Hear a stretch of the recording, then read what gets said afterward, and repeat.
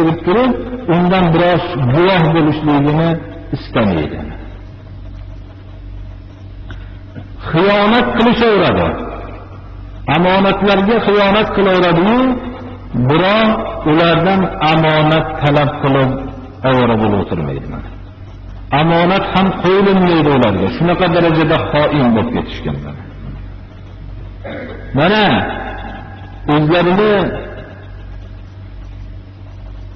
musulmon birodarlarga xoin bo'lganlar, millatlariga xoin bo'lgan kishilar xiyonatni qilaveradi.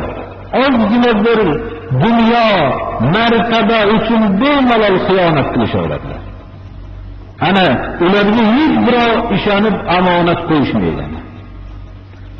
Nazr qilishaveradi, lekin nazrga vafoni hidayam topolmaysiz. Vafo yo'q. Va shu bilan birga bu xalqlarda semizlik ko'p bo'ladi.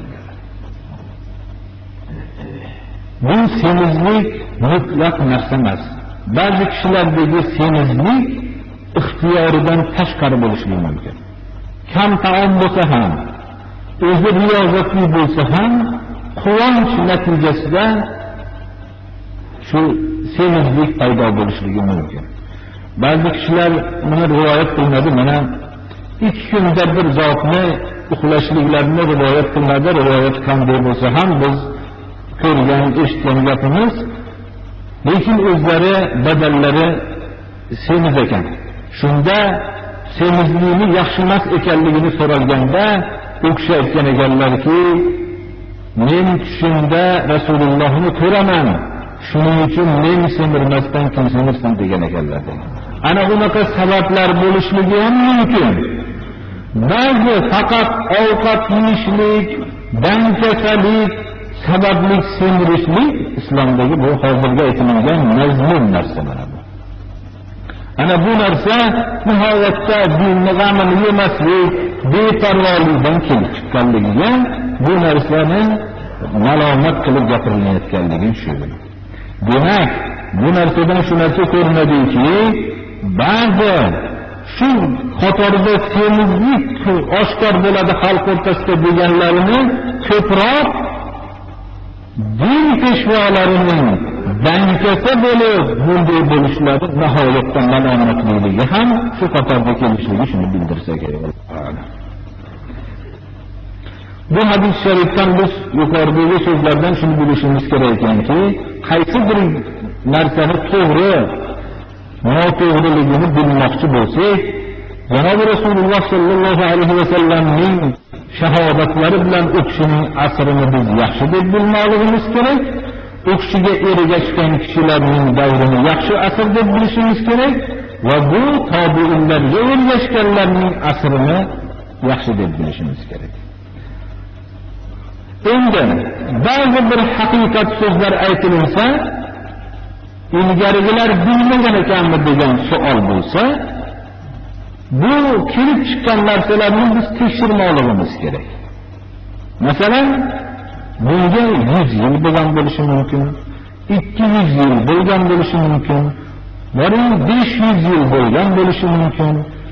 Shu 500 yildan chiqqanligiga 500 yil bo'lgan narsani bir kishi noto'g'ri ekanligini Qur'on va hadis bilan zamoni saodatdagi ashoblar, tobiinlar va ularga ergashgan kishilarning davri bilan isbotlasa, uning noto'g'riligini aytganda 500 yildan beri o'tgan kishilar bilmaganmi bo'lgan bo'lsa, unda 500 yildan ilgarigi kishilarning hammasini xato qilgan deyish to'g'ri kelib qoladi.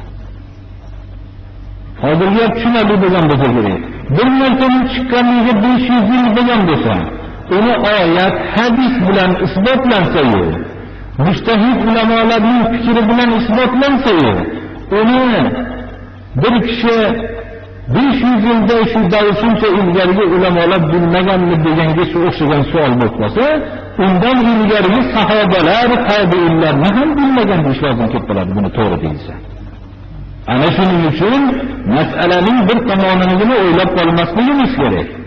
Bu yerda ashablar davrini, tobiinlar davrini, bularni eng guvoh beruvchilarning to'g'ri so'z bo'lgan, sodiq bo'lgan zotning guvohligi bilan u davrni xatosini bor deb aytolmaymiz biz.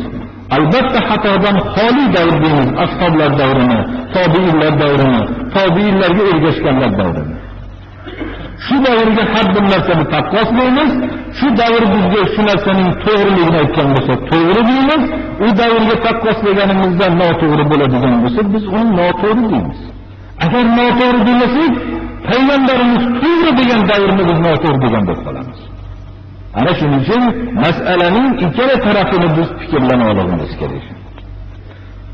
Estaizu billah, fa in tanaza'tum fi shay'in farudduhu ila Allohi va rasul.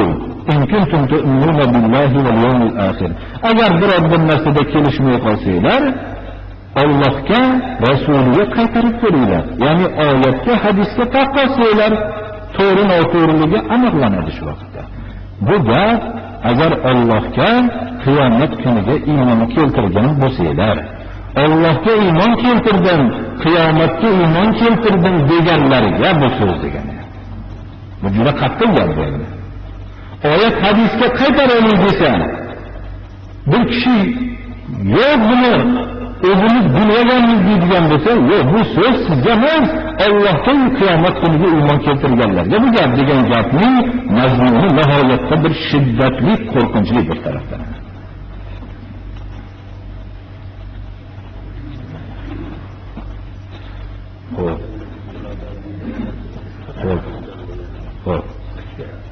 Alloh taolo Parvardigori hammamizni ham shunday payg'ambarimiz sollallohu alayhi vasallam shahodatlaridan to'g'ri degan davriga har bir